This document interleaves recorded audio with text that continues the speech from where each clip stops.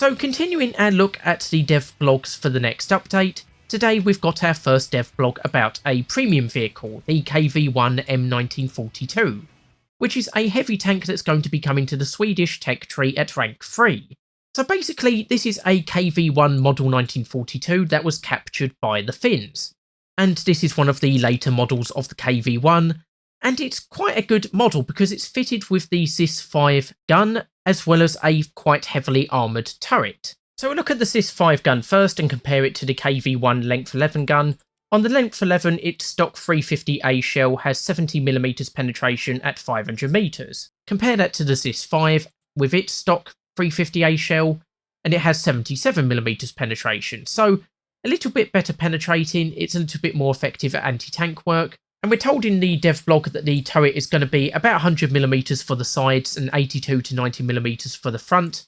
And it does look to be a lot more curved. It looks like it's using a cast turret, so not the more angular turrets of the earlier models, which use RHA armour. And this will probably give it about roughly the same armour protection as the KV-1E. So that's got additional armour plates fitted to the side.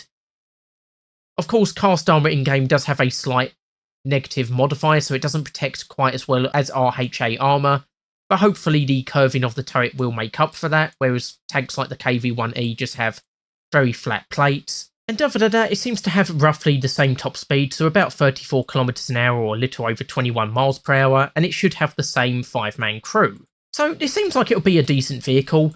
It's a shame that it's going to be a premium vehicle because of course Sweden doesn't really have much in the way of heavy tanks in its tech tree. In fact, looking at the Swedish tech tree, I don't think they have any heavy tanks, to be honest.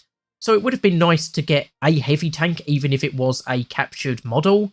And also it would be nice for the Soviets to get the Model 1942, because I don't think they have the Model 1942 themselves. But yeah, there's not really an alternative heavy tank for the Swedish tech tree. I mean, maybe you could use the Kranvagen, although I'm not sure if that was even fully finished. I think they only finished the hull of that tank. So maybe Gaijin would have to make an exception there, but yeah, other than that, there's not really much in the way of heavy tanks for the Swedish tech tree.